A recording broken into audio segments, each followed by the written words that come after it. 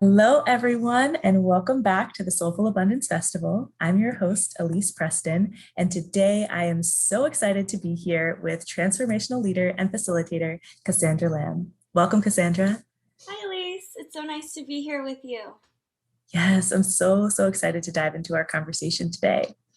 And Cassandra is a Vietnamese American transformation facilitator, entrepreneur, and spiritual practitioner based in Brooklyn, New York. And as the CEO and co-founder of Join the Cosmos, she creates brands like The Cosmos and Give Good Care to help Asian women care for themselves, their community, and their worlds. Their work at the intersection of AAPI identity, somatic healing, and women's empowerment has been featured in the New York Times, Fast Company, Bustle, Paper Magazine, and more. And so, Cassandra, I am so excited to be able to dive into our conversation today of exploring friendship as the fertile ground for freedom. And would love to be able to dive in right here and ask you what this concept means in your own words and why this is so important to you right now. Oh, I feel so tender as I heard you reading back the title for this conversation that came to me while I was journaling, I believe just a couple months ago. Um, I think just with everything that's happened in the past year and a half, I, like so many other people, I'm sure, have been forced to not just reckon with and redefine and reimagine what freedom, liberation, Yeah. justice, love means to me, but also what it means to put it into practice. And Mm. for me, the greatest practice field for anything is in relationship. Like, be as human beings, as spiritual creatures in this beautiful human vessel, our whole lives are about being in relationship, whether it's relationship to space, relationship to earth, relationship to family, relationship to the people in our life, relationship to neighbor, Mm. relationship to stranger. Everything happens in the presence of another, whether it's human or non-human. And as when I first started really delving into a more personal understanding of liberation that came Mm. through my yoga practice, which started 9 years ago, which is wild to say aloud. It's the longest relationship I've ever had, and a Wow. healthy and delicious one. Yes. But that was, I mean, I won't get too deeply into that right now, but yoga and the practice and of the eight-limbed path was the first time I experienced freedom from myself, freedom from Mm. my thoughts, my ideas, my beliefs, many of which were very limiting and constricted and constrained, many of which continue to perpetuate my own suffering and my own, imprisonment. And, it's also a form of internalized depression, right? Yeah. So that the first time that I tasted it was through the accessing my breath on the mat. And over the past 9 years, I've started to really experiment with, and I find myself continually coming back to freedom and Mm. liberation. No longer just being good enough for me to practice on by myself on the mat. It is now something that I am really hungry to explore and expand and practice in my relationships. Mm. So when I look back at like really critical turning points of my life in my 20s, as I'm soon turning 30 next in like 2 weeks. Um, Ooh. what really, really, I know it's going to be even better. Oh, woo, those younger 20s, yeah, right? Oh man, so lost. But when I really look back at those critical turning points, I could never have become who I most authentically am, who I'm most proud to be, without the people in my life who were mirrors for me, people who Mm. said the important but maybe uncomfortable thing, people who weren't willing to Yeah. let me be in my shit, or and people who were willing to hurt my feelings because of the greater good. Like, instead of Mm. tiptoeing around and um, letting me squander, or letting me just stay in the same pattern. And as I've done more transformational work, self development, personal development, spiritual, whatever you want to call it, I have started to recognize, like, what it's like to give that experience to someone else and also to receive it. And so as I was reflecting, a couple months ago, that was when I had that light bulb moment. Oh my gosh, friendships, which we overlook so much in this society that's obsessed with patriarchal romantic love, that's obsessed with the relationship escalator, that tries to Right. put friendships as less than family and less than like romantic relationships. Right. Like, my goodness, we're missing out the fact that our friendships, well, we're going to have more friendships than any other relationship in our lives, period. Yeah. And those friendships, because we have so many more of them, that's where we get to practice. And I really believe that that is the fertile practice ground for freedom, because those Mm. relationships are the creation of new worlds, new cultures, new technologies, new languages. Um, and when we experience something new, there's an opportunity to bring it forth into the world. So Mm. it's a little backstory on my whole friendship, my whole friendship mantle now. Yes. Oh, and this is so powerful. And I love that acknowledgement that, everything that we are experiencing in our world is happening in the context of relationship, whether that's with another person, whether that's human relationship or a non-human relationship. And I love how you shared with us your journey and your experience of diving deep into your yoga practice and how that helped you to be able to first find some of that freedom and liberation within yourself, within your own experience, and then had that hunger and that call to expand that outwardly, to experience that freedom in relationship with others. And yes, it does feel like such a beautiful mantle and framework to be able to think about relationships as this space of creation, of creating new worlds, of creating new opportunities and possibilities and experiences together.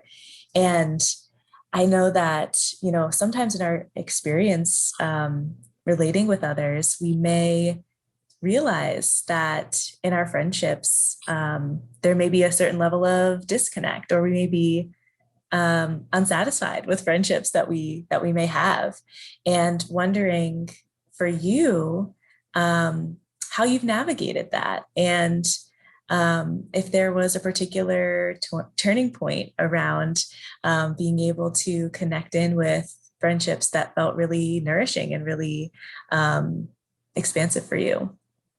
Oh, I am such a friendship nerd, so this question making all my little cells are like like yay. Oh, Um, I think about this a lot, not just in my personal life, but in my work through the cosmos. So it really is mm. something that I have been a little bit of a scientist about and Ooh, experimented a lot with, um, particularly in the pandemic, where our yeah.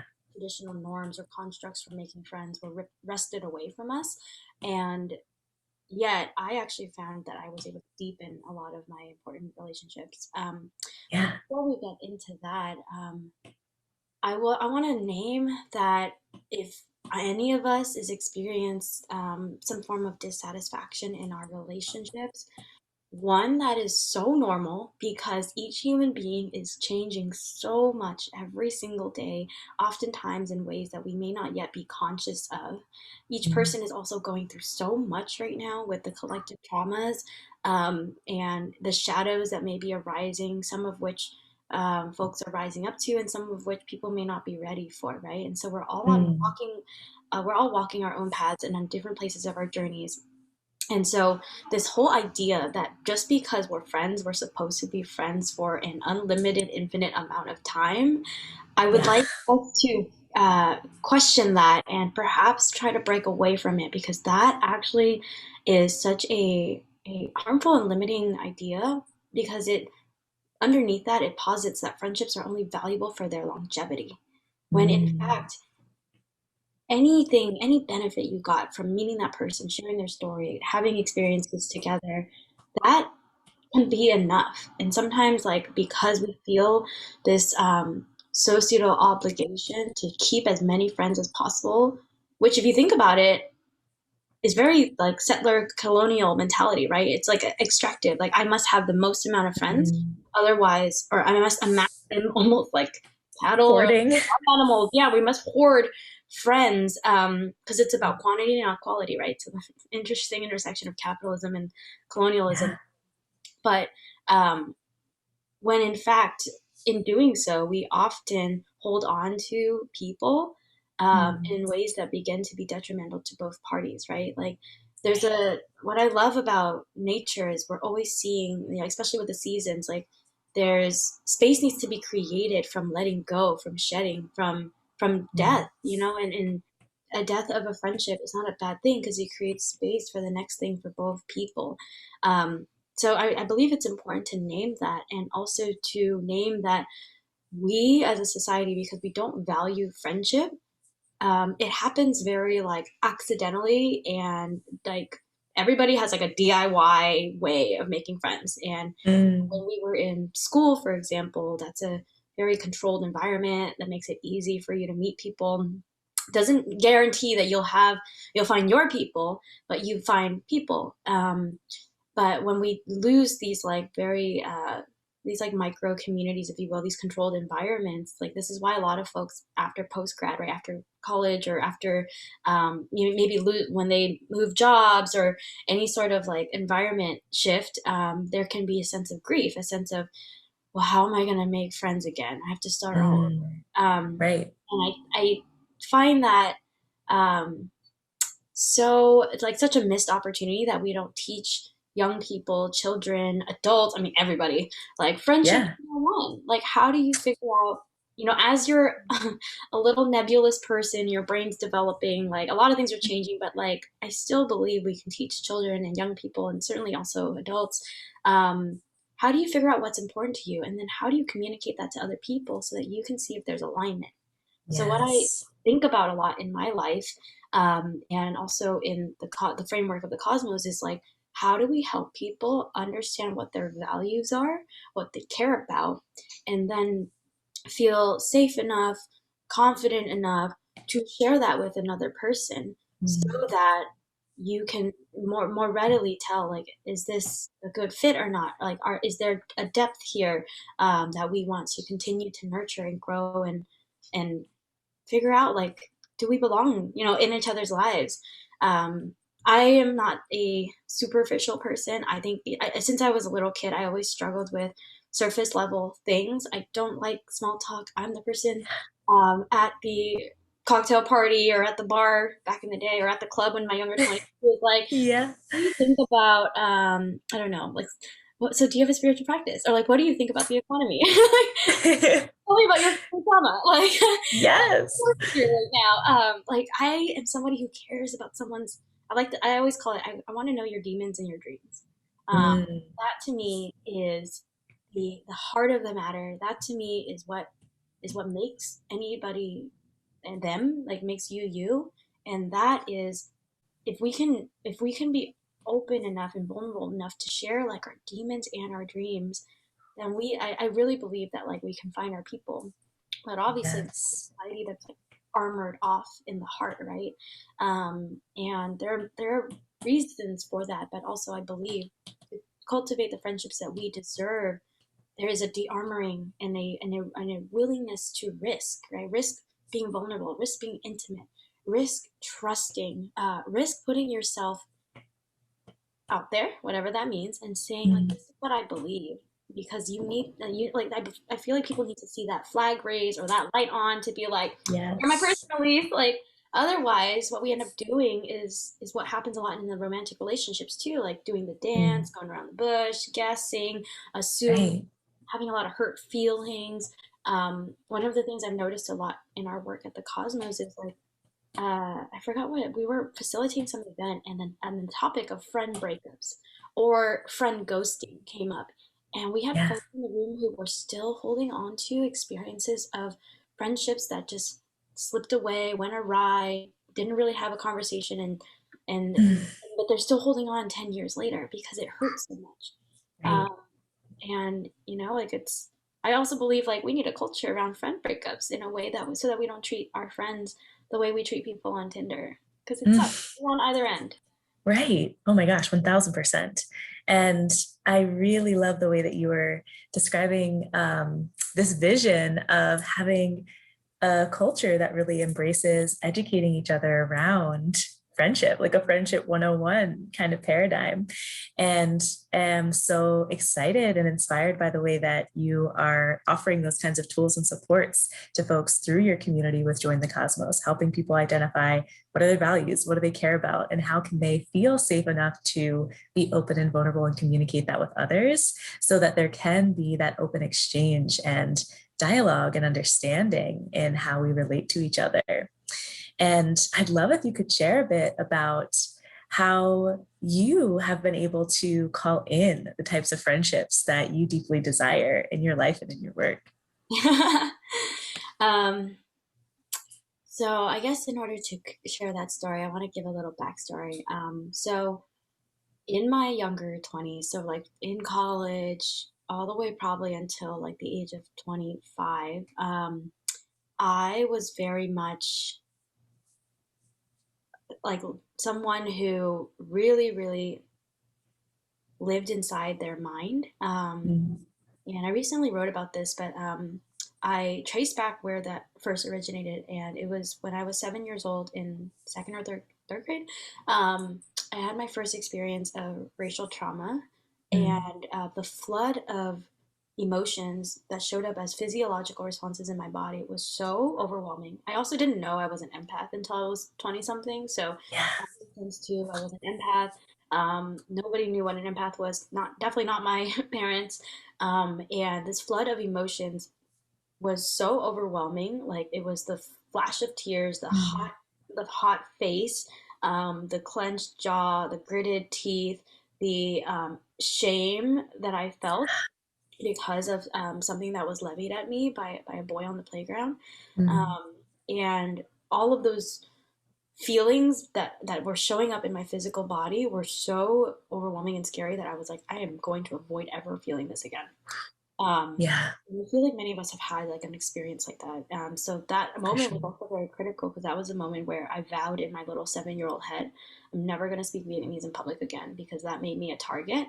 And Mm, Vietnamese was my first language. I had only started learning English in preschool, but okay. I had been talking to this other kid on the playground that I really, really liked because he Mm, made me feel like I was at home, even in this new school. Um, right. so when that happened, that was the first moment that I started to recognize like my body is my enemy, or I felt my body betrayed me. And when I Yeah. follow that through line, like as different microaggressions or even just like family trauma, like coming into conflict with other people, I just started to Mm, prioritize living in my head more and more and more because then I wouldn't have to feel feelings that are quote unquote negative, like mm, resentment, fear, shame, anger, all of which I didn't have a capacity to hold in a healthy way or transmute. And so I just was like, I'm just going to cut it off from here down. shut it Um, down. like live in my head, because in my head I can intellectualize. In my head, I can if I can just out talk you, out knowledge you, out data you, then Mm, like I don't have to feel. So fast track that to like college. What I ended up doing, like starting middle school, was like really throwing myself into academics because there was a safety I felt in amassing knowledge. And this is mm, also like an intersection of like internalized model minority myth, also like internalized guilt of like, well, my parents went through so much as refugees. And so I feel like I want to not only make everything worth it for them. And it was never because they actually like said that to me, but I just felt their sacrifice and wanted to make something of myself. For our family. And so I was really, really like so good at like wanting to climb the ladder and like wanting to acquire more accomplishments, accolades, because it felt like armor. It felt like I could build walls around myself to protect my empathic, sensitive heart. If I could just yeah. amass stuff, then you can't hurt me, right? Mm, And so follow that all the way through college. I had a breaking point when at the age of 21, I developed chronic back pain. That was so bad that I sometimes I would wake up with my back searing hot and tight, and I wouldn't be able to get out of bed and go to class. I was wow. 21-year-old. And so it was really scary. And I went to Western doctors, and they obviously couldn't find anything wrong with me. It wasn't like a disease or like something had happened. I'd injured myself, and what they recommended was, why don't you go to the chiropractor and just get adjusted every 2 weeks.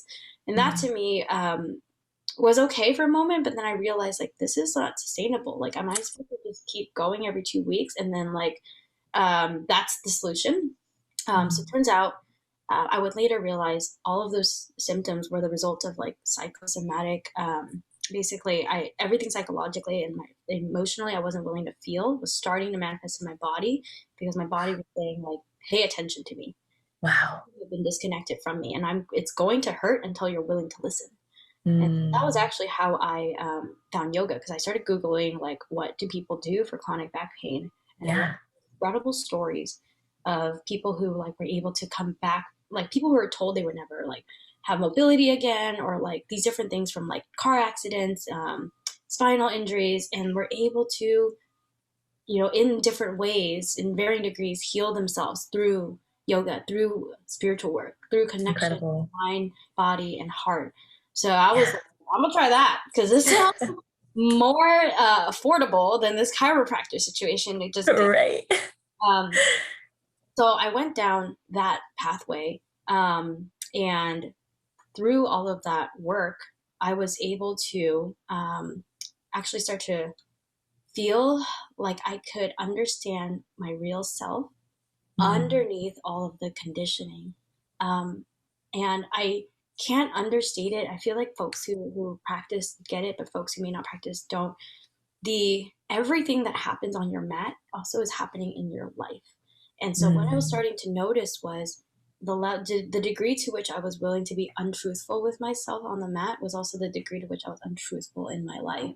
The degree to which I could handle discomfort on my mat was also the level of discomfort I could handle outside. And so it was like all these layers of this onion, layers of conditioning, layers of shame were starting to be shed over, years of practice. And I feel like by the time I got to age 25, I had peeled enough layers to see like there is a different version of me inside. And Mm. this life that I have built up is in line with who I really am. Like, I was somebody who Yes. was so obsessed with, I wanted the corner office, and, like, I wanted to climb the capitalistic ladder, corporate ladder. I wanted to be somebody because racism, sexism, patriarchy, all these isms had told me since I was a little girl growing up that the only way I could matter is if I had these things. I didn't inherently feel valuable, worthy, or lovable. And I definitely did not love myself. Uh, Mm. so the friendships that I had prior to that were all built on this facade in a way, or this veneer. And I don't like to call it like that wasn't me, because I am working on recognizing all those parts of me were Right. incredibly important for the me that's here now. And all those parts of me are just as much me as like the version I'm here.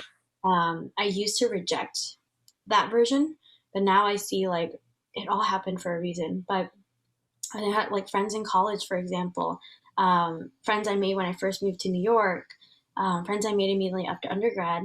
Slowly over the years, we phased out of each other's lives. And I'm not proud of necessarily the way that I went about it. I felt some of these friendships, we just slowly ghosted each other, like, as much as I talk Yeah. about it now, I too have some, I guess regrets, or like, I wish I could do it better, moments. But when I look back at what I was at that moment, 526, I didn't even have enough self love for myself. And I was so sensitive. And I was so afraid that if I even bring this up, I might slip and then prioritize your feelings over what I need. Because so much Mm. of me was always giving to other people, and that was like a wound that I also knew I needed to heal. I didn't feel strong enough in myself to actually be in my values and Mm. communicate it thoughtfully, with nonviolent communication. So, Yeah. sometimes we have to do that too. And I definitely want to say that because I am human too. But that work was so important because as I shed myself, I had to shed the old context I was in. And I have, in November 2017, I met two really important people, Mm. Karen Mock, my co-founder of the Cosmos, and Andrea Meng, who's a soul sister, a really good friend. And both of them I met in the same month. Wow. The universe was really, really looking out for me. And Mm, those two people, I would say, were the beginnings of me practicing the liberation and the co-creative like energies for friendship. And it was all very subconscious, but because I was at a point where I had finally worked enough on myself to understand what I needed, and they had too. And we yeah. both of those friendships out the gate were rooted in like shared values. I mean, Karen and I actually became co-founders and friends at the same time. So we started creating stuff together, which is a fun way to start like seeing if you have shared values, right? Oh, yeah. You and I like just were able to talk spirituality immediately. So it's like that resonance was there. Mm, Um, so I probably started practicing with those two people, and it was through practicing with them that slowly I had the confidence and the love and the affirmation to start to share the real me with more and more people. And that was mm, when like, over time it just became like a magnet, and I feel like I'm so yeah. lucky to attract just magnetizing, heart-centered, vulnerable people who are very self-aware and wanting to like work on their shadows and heal intergenerational trauma and are committed to creating like the world they most want to live in. But it came because I first did that work for myself, and I had to also learn how to love myself enough to communicate what I needed without faltering. This is so beautiful. And I love that you talked about really this experience of liberation and co-creative energy and friendship being something that you got to practice with these two powerful women, two powerful connections in your life. And just naming that, because it is a practice, right? We do need those spaces and contexts where we can begin to try things on and experiment and embody the values that we really want to have radiate out throughout our lives. I also And think it's awkward. Like, I feel like I might have painted a picture like it's just like, woo, we all get along.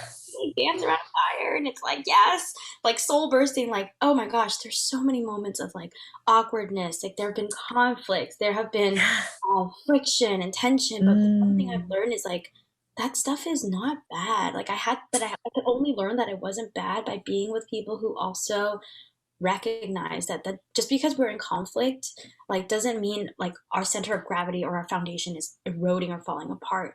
But right. it takes a lot of like going into, I mean, what does Brene Brown say? You got to go into the arena and like be willing Mhm. to like expose your heart and say when you're hurt, or like apologize when you hurt the other person. It really is like, in a way like a warrior, not in like the colonial like violence way, but like a warrior, like being so committed to your values, showing respect for the other person, having humility, being like in integrity at all times, and upholding the other person to their highest too. And it's work. I also want to say that. Yes, yes. Thank you for naming that as well, because I think that is really important to know that it's not going to always like feel just resonant, easy breezy, pure connectivity, Yeah. that our relationships do come with a bit of that like friction, the tension, the pushback, the resistance, the awkwardness, the weirdness, but that all of those parts are just as important, because that level of friction and stretch, like that's actually what helps us grow, and that's how we learn. Yeah. And I would love if you could, dive into this a little bit more and even talk about what it takes to co-create resilient and fulfilling friendships. I actually think it takes going through hard things together. It's real easy to say that I'm down for you, you're down for me, we love each other, woo! We post some cute Instagram pics when we both are wearing makeup. When things are smooth, I guess I should say. Yeah. But I mean, as we've all reckoned with in the past year and a half, like I think what's happened is as the collective consciousness is rising, and as events happening across the globe are forcing us to, or cornering us, right, to so that we can actually sit down and figure out like, am I going to do something and say something and be who I'm meant to be, or am I going to keep Mm, choosing complicity and silence and um, smallness, right? So like right. external forces that are now placing a lot of pressure on us as individuals. Like it feels like a turning point, and I'm sure at every time in history people believe this, but I really do think it feels like a turning point. And what I've been Yes. saying is, in this moment, there's been a lot of grief, because that means we're realizing, a lot of us at scale are realizing the people we've spent time with are no longer the right Mm, support system for where we're headed. And that's sure. okay, on an objective level, but that also means, like, how do we go out and like find those relationships, or how do we, like, maybe there's some that we want to nurture into more of what we want to experience. But I will say that as hard things are, that is like where we can really see, I think, people's true character. We can really see what matters the most when you Right. can't have it all. Like, what are you Mm, going to choose? Because I do believe choice is a really big part of all of this. What are we willing to choose? What are we willing to confront for the life that we want, not just for ourselves, but for our communities, and yes. for the movements and causes we care about. Um, so, for example, I mean, I'm going to use my co-founder Karen, but like out the gate, like we met when she was living in SF and I was in New York, and she just happened to be in New York for the Asian American Journalists Association accelerator. So at the time, we were both working on like cute passion projects. The Cosmos wasn't a thing yet, but she and I met, and we had this really deep, thoughtful, real, honest conversation about our Asian American identity, our Asian woman Mm, identity, family trauma, and how we felt like there were no safe spaces for Asian women to explore their identity and think about how we wanted to be part of change in this country. yeah. It was November 2017 when we met. There Okay. was no crazy rich Asians. There was none of like what we're seeing right now. Yeah. Um, and so out after that conversation, we talked for so long, we got kicked out of the cafe. Like, Oh, wow. they were like, "Get out! It's 8 p.m." And what happened was we were just like so hungry and excited about the topic we were talking about. We Mm, immediately set a Google Calendar invite to just like talk every Sunday after she was going to fly back to SF. And love so it. what happened was, as we just kept in touch cross country, we decided to write a blog post about like what we cared about and what our conversation was. And at the bottom of the blog post was a Google form, and we were saying, if Mm, you care about this stuff, fill out the Google form. And yeah. we shared it with our Facebook pages, like, friends and stuff, expecting to maybe get like 10 people to sign up. We got over 100, and so Wow. that was like, oh shit, other people do care about this, like the stuff that we Yeah. felt safe talking about in private and one-on-one conversations. Mm. So naturally, we were like, well, I thought I was going to get on Google Hangouts with 10 people. I can't do that with 100. So, because we're Cass and Karen and we're excited about stuff, we like go, go, go. So we were like, why don't we host a retreat and just ask, like, I don't know, 20 of these people, strangers, to like come to the house and just spend a weekend with different activities, exploring this and meeting each other. And so we had published that blog post November 2017, right around Thanksgiving. And by Mhm. January 2018, 20 strangers flew in from Denver, SF, LA, New York to a house in Seattle, an Amazing. Airbnb, and we spent a weekend together. It was January 25th to 28th, 2018. And I'll always remember Yeah. that weekend changed my life.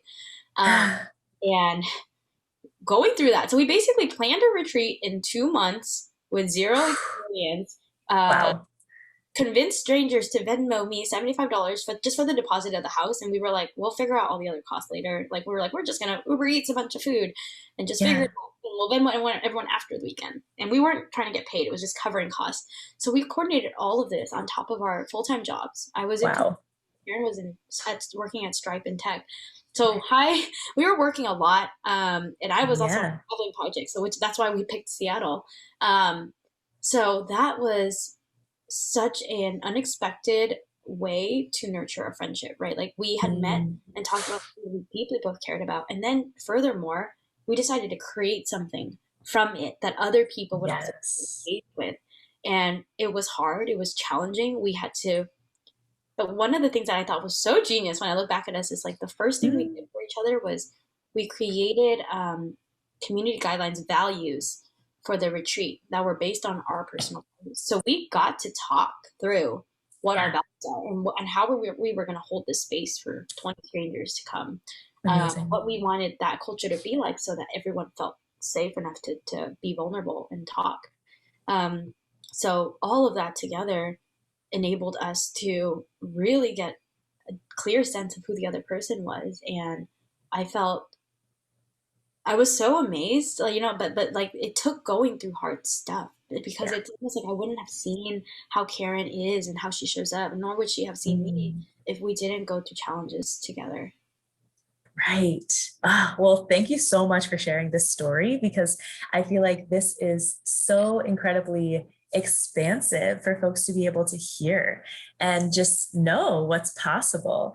Because the fact that you two had kind of crossed paths, just unintentionally at an event and allowed your deep alignment of your values and the beautiful conversations that you were having to continue to grow and elevate into something that could be this beautiful creation and this offering for others. I think is just incredible, and would love to be able to hear more from you about the ways in which your work with the cosmos and Give Good Care, how through this work, like what role does friendship play in the transformational work that you do with the Asian American community? Oh my gosh, it's everything. Like it's not even an understatement to say that. Um, what I've learned in the past 3 years of now doing this work, I've spoken to thousands of Asian women on calls. I've read their emails. I've heard their stories. We've done some surveys, so like qualitative and quantitative data. Right. We've read every single communication they've ever given us. And we've hosted also 3 retreats. We've hosted a summit in 2019 in August. We've hosted like various group programs. And so in each of these containers, we got to get to know on a deep level, like the demons and dreams of Asian women. And obviously, it's a microcosm. And so, we definitely aren't perfect. We haven't gotten every single like ethnic group represented, but it's given us a really interesting grassroots understanding and lots of anecdotal data of like what these Asian women care about and what they're going through, what they want support on. Yeah. What I have learned is a lot like our community really, really struggles with um, being extremely external referencing, meaning like Mm. prioritizing what others in the space or like what other people in our lives want or need before ourselves. And how that manifests is it shows up as imposter syndrome, a lack of confidence in their own thoughts, beliefs, voice, a hard time setting boundaries, a also like self doubt and like hunger for validation outside of oneself. Mm. Um, and I think that it's very complex. Like I don't like just pinpointing it as like, oh, this is a result of Asian culture, because it's not. It's actually a result of how Asian culture is treated in Mm. America, which is to say, like we are all we've all been living through model minority myth, and underneath that, racial triangulation, right? Like different Mm. immigration laws throughout the United States history have always created a tenuousness, a very intense insecurity and scarcity about whether we're going to be in or out, whether we're actual citizens Yes. or not, whether we're just bodies that can build the railroad or are we actually like human beings. Mm.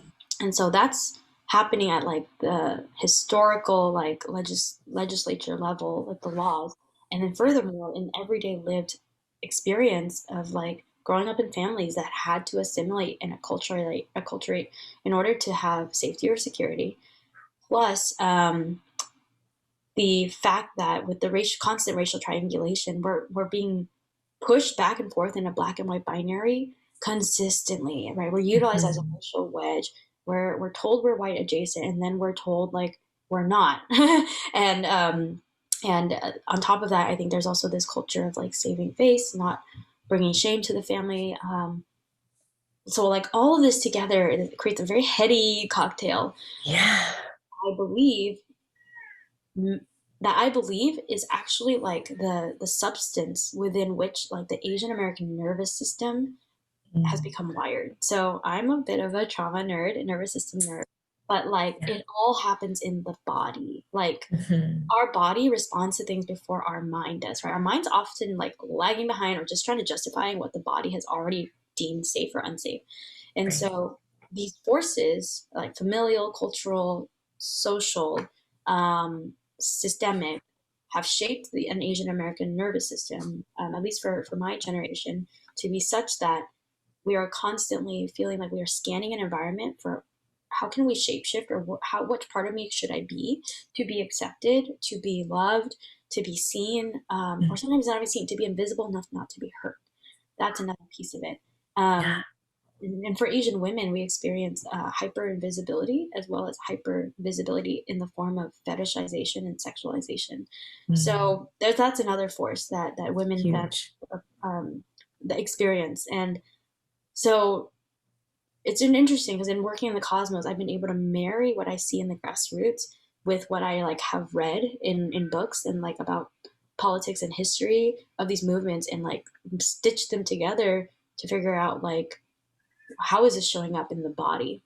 um, Mm. and so that's and that's why friendship is such a fundamental part of the cosmos, because from this place many members of our community are experiencing some form of what I like described earlier in my story of like I had to peel so many layers to even know who I really was.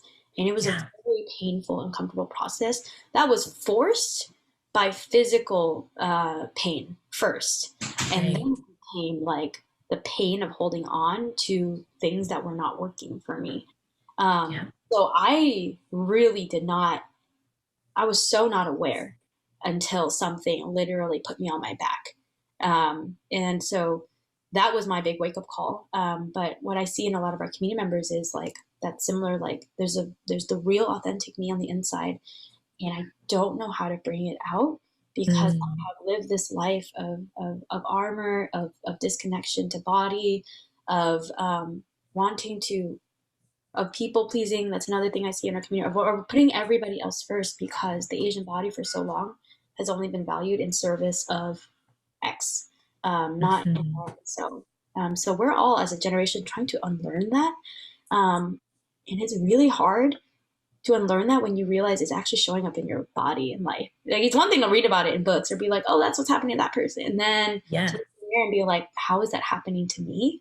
And so this is where I think meeting people who are at all sorts of different places with different Mm. experiences, with different perspectives, with um, different things that they've tried, um, that polarity is creates possibility for us to wonder like, well, how did she get there, or how did they get there? Mm. Well, I'm curious, like what did they do for this situation? And as we share our stories, like that polarity comes smaller and smaller and smaller. Yes. And then I think what's beautiful is like in seeing other people navigate similar things or even just hard things, it increases our floor and our ceiling for what's possible for us. Mm. And so Yes. the other thing too is like oftentimes as we're healing or coming to loving ourselves or even accepting ourselves, it's really hard to do shit for yourself when you still don't feel. Mm. And I'm still working on this. I don't feel like I unconditionally love myself yet. Mm. Um, but I'll go the mile for someone else. And Yeah. so like, and I don't think this is just Asian women. I see this in like women and femmes and like queer relationships a lot too. Like we'll go Yeah. to the other person, but in doing that work, it's still getting me to where I need to go, because they're also going the mile. Right. Mm. Yes. I love the way that you talked about how relationships and friendships like open up this space for us to experience this polarity that actually creates more possibility, and that seeing other people heal, seeing other people's experiences, learning their stories, being able to connect with them gives us that opportunity to experience new ways of being. And from that, like, nervous system, also brain and neuroplasticity perspective, like we have these mirror neurons in our brain Yeah. that once we are able to see and relate to someone and say like, oh, this person is similar to me in this way, and they achieve this, it really opens up that new possibility for us to say like, oh, this is also possible for me as well. And yeah, just the way that you were communicating some of these consistent, themes and challenges and blocks and limiting beliefs that are so present for Asian women in your community, and also, just women and femmes more broadly. I think it does feel like such a powerful time to be alive because there are so many incredible spiritual communities and just tools and resources that are becoming more mainstream, that are becoming more accessible for us to be able to work with some of this painful material, and do this uncomfortable work of shedding in order to bring more of our authentic self to the surface. And I feel like we may have touched on this a little bit already from hearing your story and hearing about the way that you've been building out your businesses and this incredible work, but would love to know if there's anything else you would like to share about some of your own current growth edges and things that you're learning and exploring in your life and your Yeah. spiritual practice. Oh, this is so juicy. Okay. I have a lot of hashtag thoughts about the spiritual community, but I think the one thing I Yeah. would say is now 9 years into spiritual practice, very consistent spiritual practice, and it's changed a lot along Yeah. the way. I also like to joke that like last year was when I went from lowercase s spiritual to uppercase s spiritual. So yeah, your Ooh, girl is say like, more. yeah, your girl's like, really into astrology and like oracle decks and like has a pendulum and like sometimes goes into the Akashic records and like yeah, it's like Mm. getting more interested in like quantum energy and like what it means to use the empathic self that we all have to tune into not just our own energy but like others and to feel the aliveness of everything and recognize Mm. that we're always in relationship whether we like it or not, like Yeah. Yeah. each other. So like I've just had experiences like through meditation or like different transcendental experiences, or just like things I can't explain happen. And then I'm like, you know what? Yeah. Everything every sage and like ancient texts ever talk about is true. Like I really believe anything now because the other thing too that I've experienced freedom from is like Mm. fuck rationality. That's all logical as logic and rationality as superior to in the intuition and what's intuitive and what's felt is like a complete lie Right. fostered by like the way that in the West, in the West, like we have, there's a almost like the creation of a superiority of like Mm. linear logic, right? For sure. Particularly not logic of things that can be quantified through formulas and stuff. But like the universe and nature are chaotic as fuck, and Mm. chaos is uncontrollable, right? Yeah. Chaos cannot be defined into a neat little like box or equation or formula. And I read this book. I don't remember the title of it. It's about Nada Brahma, and it's Mm. about a book about music and consciousness. Um, Yes. and this is where I learned it. It's like, and there's just like crazy stuff that math and science has also found that like just doesn't make sense. Like the fact that Yeah. people will consistently utilize the same like mathematic ratios like a same like hundreds like set of like 100 for example across Yeah. like all of nature and it's like there's a perfection here and a beauty here that we can't qualify. Mm. But anyways, in reading that book there was a chapter where it was comparing Eastern thought and Western thought. So in the East it's like holistic, it's about circular logic, like it's not linear, that things come in seasons and they unfold circularly. It's also like more connected to body and intuitive. Yeah. um, and then in the West, it's like things must be linear. It must be proven. Otherwise, it's not true. And logic, the mind is prioritized over the body. The West, For sure. they are all equal, and they need to be also checked. Right, the mind has the ego. That's also why like India, Japan, China have like these countries have lineages that we study when we try to move away from our mind to figure out like what are other forms of intelligence possible? How have we been limiting Yes. ourselves by just being in the mind? Um, and so that has been really freeing. And now that I'm on this tangent, I actually forgot your question because you know, like, Oh, oh, this is so oh, this is so beautiful though. I was loving listening to you sharing this and expressing this. But the question was just related to your current growth edges and what you're oh, exploring. So this perfectly ties yeah. into what you're exploring, what you're learning about.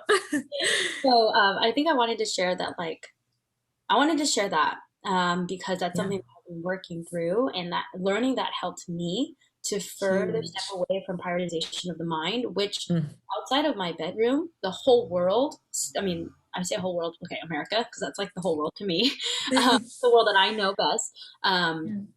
the moment I step outside, disconnection is the norm. And I'm Mm, not judging anybody for that, but that is just our lived reality until there's a turning point where more of us are in our bodies. And yeah. so I have been just trying to practice it in my relationships with myself, with people that I trust who are also curious about this. So that's one growth edge. The other thing that I've also learned that I hope will take some pressure off folks, because I think like the way spirituality is practiced in the West, we also apply like colonial white supremacy, Mm, um, capitalistic lens on it. So that it's supposed to give us outputs, right? Or it's supposed to like, if I do right. this, then this is just supposed to happen. And what I've learned is that like true spirituality is so, so simple. Mm, And it also needs to be completely personalized to you. Like, there is no yes. one right way to do anything. That is a white supremacist construct. And what I've been trying to work through in my own life is like not comparing my spiritual practice to what someone else is doing and judging mine as less than and theirs as more superior. Or like Mm, if they seem to be like manifesting crazy epic stuff, not comparing myself and saying, well, I must not be inherently worthy or good enough, or there my vibration just was like popping out the womb or something. Like, but it's like whenever I find myself maybe feeling like a sense of comparison or a sense of like judging my own practice as not being mm, enough, that to me is a moment to sit down and reflect on like, well, where am I having a limiting belief or a constraint on myself that I can like perhaps look at. And it's really hard, you know, with Instagram, with like you said, the proliferation of more mainstream spirituality. I feel like that's another topic for another day. I think the news is brainwashing us. I think like anything yeah. in the attention economy is trying to control our mind, because if you control someone's mind, you control their emotions, keep them in trauma, and they never wake up. Mm, Um, so maybe that's the third thing I'm working on. But that for me, it's really important to be like, it's okay if my practice doesn't look exactly like anyone else's, and it shouldn't. Like, there's billions of people on this planet. We're all made right. beautifully, uniquely, perfectly as we are. And I don't know if you believe in souls reincarnating. We chose to reincarnate in this life to learn specific lessons. So our this body and Yes. is perfectly positioned for us to learn those lessons we most want to learn. Um, and so, you know, now my spiritual practice is it's super simple. You know, like I basically have like this bank of things I can pull on, and every day I just Mm, my body like what's resonating here, what can I create a ritual around because it's supportive, not rigid, and can I be okay right. with the fact that like yeah, like sometimes like I used to really like taking baths and I haven't taken one in 2 weeks. Then how can I not judge myself for that? Mm, I could be better at taking a walk and like touching trees and being in grass more often, but I'm working on other stuff. So more grace, more compassion, more forgiveness for self, and more honoring of just like the path that I am on, and learning that it's okay to not be like anybody else. I'm also a mm, 6'2" manifester, so that's like a big theme in my life. Like, I'm not mhm. be like anybody else, and I'm Yeah. really working on overcoming my fear of the fact that my path will always be different, and in some ways it's solitary. I like to think of manifestors as like spiritual. It's almost like you're a spiritual scout. Like you're the person they send into the forest first to be like, all right, can you go Yes. scout out safe for everybody else? So the You're the spiritual, yeah, trailblazer. yeah, goes alone into the forest, right? I mean, not really alone. Like you have friends and stuff, but like you venture into that new territory by yourself. You Mm. come back and tell other people like, yo, there's like fields of flowers, or like there's amazing like French fries over there. We gotta go. Like, Yes. but that journey, I think, is it can be lonely. I think that's a part of Mm. it's a part of doing something new. So that's another thing I'm working on. Like, how do I inform people so that I don't feel alone, but also recognize that I'm not really meant according to my human design to do anything anyone else is doing. And so long as I Mhm. keep trying to look outside myself for validation, I not only like slow myself down from where I'm supposed to go, but I get stuck and paralyzed in fear and like feelings of, oh, I'm not good enough because I'm not doing what this person is doing. Sure. Ooh, and I also have a 6-2 profile in human design, and I feel like that's really been magnetizing me and drawing me towards you and everything that you're creating. People that we share a profile with are people that we feel that level of like energetic personality match with. Um, and it's just been so incredible, so nourishing, so inspiring to be able to speak with you today. And I would love to, and I feel like you started weaving in a bit about our souls, right? And how our souls chose to reincarnate here on the planet at this time for a powerful and impactful purpose. And would love to begin to bring our conversation to a close by asking you the question that I ask all of our guests, which is, what does soulful abundance mean to you? Hmm. When I think about the word soulful, I think about how the soul is eternal. Um, this body will disintegrate. This body will return to the earth. This body means both everything and nothing. And I kind of draw from the Buddhist tradition here, um, like particularly I'm looking at the Tibetan Book of Living and Dying, which Mm, I've been making my way through. And I've experienced another form of freedom in recognizing that, like, this body, which is the most intelligent and beautiful technology we have possible on Earth, right? Technology is always trying to copy nature, including processing mm, body. But, like, I know that this body will return to the Earth someday. And I know that what matters most to me is connecting with my soul and also seeing and connecting with the souls of other people. Um, and so, from that place, to me, soulful abundance means through my connection with myself and through my uncovering of my soul's purpose, um, who I am, that is eternal and not just a manifestation of the human Cassandra here today. And I think I'm still on a journey of uncovering like what is eternal, but I think what is mm, true of all souls is that I believe we're all here to experience and bring forth unconditional love.